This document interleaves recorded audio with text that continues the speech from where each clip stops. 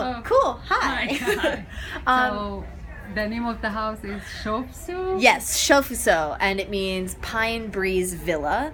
And so this house, everything but the kitchen, bathhouse, and tea house is a replica of a guest home from the Kojo-in temple complex right outside of Kyoto. And so the original house was built around the year 1601 approximately, and the original's still there, but this copy was built in 1953 by a modern Japanese architect named Junzo Yoshimura. And he was commissioned to build this for an exhibit at the Museum of Modern Art in New York City. So this was originally, so it was built in Nagoya, Japan, 1953, then disassembled, shipped to New York, reassembled in MoMA's courtyard, and then it was there from 1954 to 1956. It was originally only supposed to be there for a couple of months, but it was actually the second out of a series of 7 houses that they were going to cycle through their courtyard. But Shofuso was so popular that they canceled the rest of the exhibit, and Shofuso just stayed 2 years until they needed their courtyard back. So it was disassembled again, put away in a storage unit until the city of Philadelphia petitioned to have it kind of late 1956. So then shipped here, rebuilt in this spot in 1957, and this whole garden was redesigned around it, and then reopened like this in 1958. Wow. So, and who designed the garden outside? It's really beautiful one. You know, I actually don't know the name of the original gardener, but it's cool because every view you see of the garden from the house was curated to be that exact view. So everything is beautiful and on purpose. And so this house, the main part of the house, is really the kind of place where the top 1% of 17th century Japanese society would have stayed. And so the sort of people that would have stayed here were members of the emperor's family, wealthy samurai, high-ranking monks, those sort of people. And so you go out here, and I can show you the 15 mat room over here. So right in here, and it's kind of lit up. So you can see this would have been the main room where the VIP guest would stay. And so this is the bedroom, the living room, the dining room, the study, everything. And any necessary furniture that isn't built in would have been brought in and out by servants who'd be staying next door in the smaller 10-mat room. Can I step in? Yeah, actually here, yeah. You can come in with a staff member, so come on in, because I am here. Okay. So this is the main room, and then the servants would be staying in the small room next door.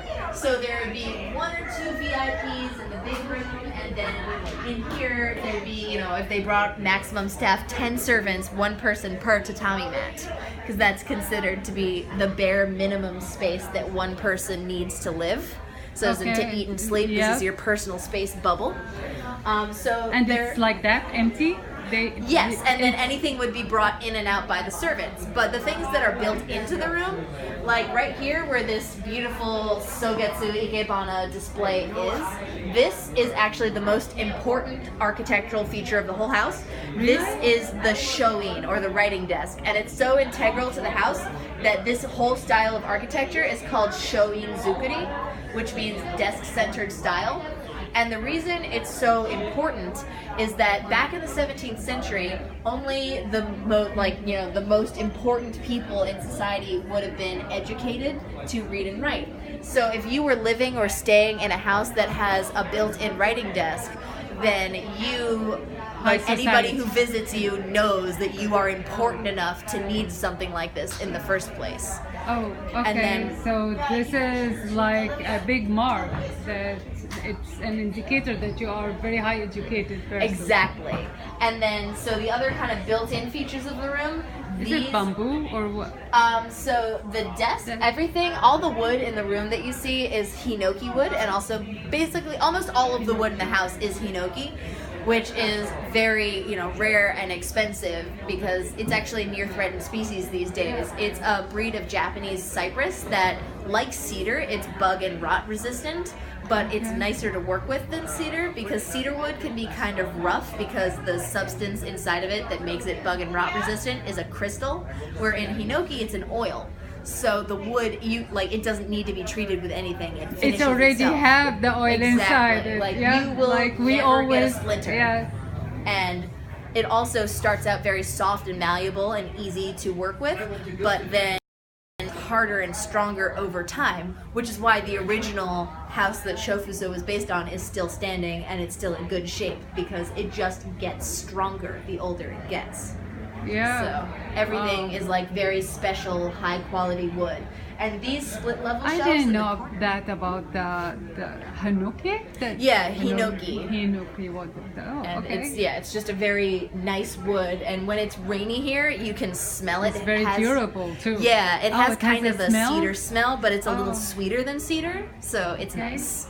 And these are called chigaidana, and they are only for displaying foreign souvenirs. So nothing from Japan would be on these shelves, but if the person staying here had a solid gold tea bowl from China, or a jade sculpture from Korea, or a fancy Dutch clock, this is where they would put it to show people, because then you could go, oh yes, I'm so worldly and well-traveled. Look at all my cool foreign things. Okay. There's a lot of features of the house that are just about showing off.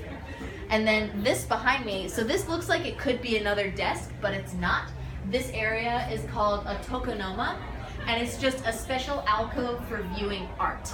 So the art in it This is the appreciation right. of art. So it's just a special space only for beautiful things. The art in here and all around the room is just our beautiful waterfall murals that were donated to us in 2007 by a modern artist named Hiroshi Senju.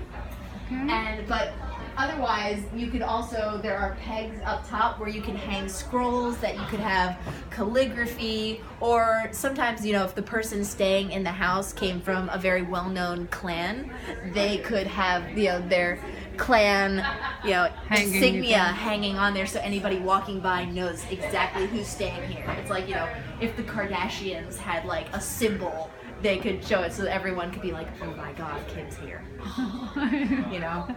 The other kind of show-offy thing that you'll see all around the house are these metal flowers. I wanted to ask you, what are these? Authentic, okay. So these are, the pegs in them help hold the house together, but the metal flowers themselves are a status thing, because back in the 17th century, if you had metal, you were either going to use it for weapons or cookware. So if you could afford to have random metal decorations, that was kind of a big deal. It'd be like, if you put gold leaf on all the crown molding in your house just because you can. I got look at me, I'm so rich. So the wood was the normal thing, and Yes. the metal was something luxurious. Exactly. Well, the wood, so this is like fancy wood, and then even fancier metal on your fancy wood to make everything beautiful. Okay. And then the other kind of cool built-in thing, so those doors there, it looks like a closet, but it is not a closet. That is actually the service entrance, because even though the servants would be staying right next door, they wouldn't just open up the doors there and come through. No, if you're a servant, you want to be as discreet as possible. So that actually connects to a service hallway that goes around the back of the house, so servants can come and go places discreetly. But it can also be used for guards. So at night, guards would be sleeping out on the veranda to make sure nobody gets in. But say if somebody did get past them, then you can call for security, and more guards can come out of the service hallway. Okay, so it's protected from the outside and the inside from the servant room. Okay. And also it's not a closet, because you would actually traditionally be storing all of your important things, like your clothes, your furniture, outside of the house in a shed outside, because if you were to lose your house in a fire or an earthquake, then you wouldn't lose all of your valuables with the house. And it wouldn't matter if your stuff is far away, because you wouldn't be retrieving it, your servants would. So, servants do everything for you.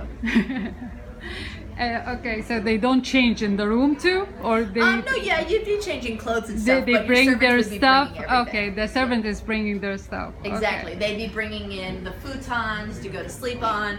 They'd be bringing in the food on little trays, kind of like a TV tray, but you'd be sitting down on the ground like this, so it's low, and you'd be eating off of that.